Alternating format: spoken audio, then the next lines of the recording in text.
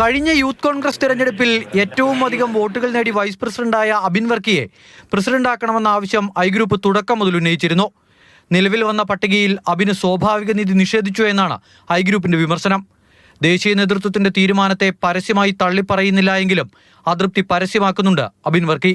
ദേശീയ സെക്രട്ടറിയാക്കിയ തീരുമാനത്തോടുള്ള വിയോജിപ്പും മറച്ചുവെക്കുന്നില്ല. ഞാൻ പാർട്ടി എടുക്കുന്ന ഏത് തീരുമാനം അംഗീകരിക്കും. പക്ഷെ ഞാൻ അഭ്യർത്ഥിക്കും പാർട്ടിയോട് എന്നെ കേരളത്തിൽ തുടരാൻ അനുവദിക്കണം.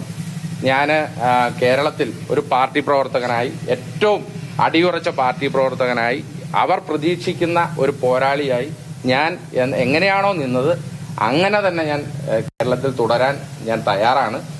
KPCCയുടെയും മഹിളാ കോൺഗ്രസിന്റെയും KSUവിന്റെയും അധ്യക്ഷ സ്ഥാനത്ത് ന്യൂനപക്ഷ വിഭാഗത്തിൽ നിന്നുള്ളവരാണ് എന്നത് യൂത്ത് കോൺഗ്രസ് പുനഃസംഘടനയിൽ നിർണായക വിഷയമായിരുന്നു.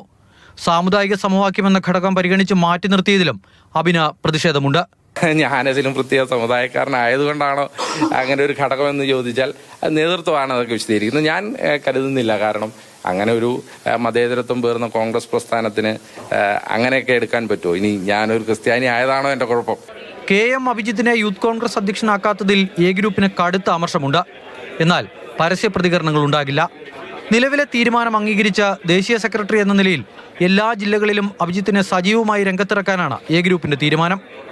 അഭിജിത്ത് ഇന്ന് ഉമ്മൻചാണ്ടിയുടെ കല്ലറ സന്ദർശിച്ചിരുന്നു. പുനഃസംഘടനാ തീരുമാനം പുനഃപരിശോധിക്കില്ല എന്നും നിയമനങ്ങളിൽ തെറ്റില്ല എന്നും യൂത്ത് കോൺഗ്രസ് ദേശീയ അധ്യക്ഷൻ. I don't know, but this is an organizational internal matter and I haven't talked with him. He hasn't approached me right now. Party പുനഃസംഘടന നടക്കുമ്പോൾ എല്ലാ കാലത്തും ഉണ്ടാകുന്ന ചെറിയ മുറുമുറുപ്പുകൾ മാത്രമാണ് ഇപ്പോഴും ഉണ്ടാകുന്നത് എന്ന നിലപാടിലാണ് മുതിർന്ന നേതാക്കൾ. കേരളത്തിൽ നിന്നുകൊണ്ട് രാജ്യം മുഴുവൻ പ്രവർത്തിക്കാമല്ലോ, അതിനെന്താ കുഴപ്പം? കേരളത്തിൽ നിൽക്കട്ടെ, തീരുമാനത്തിൽ മാറ്റമില്ല.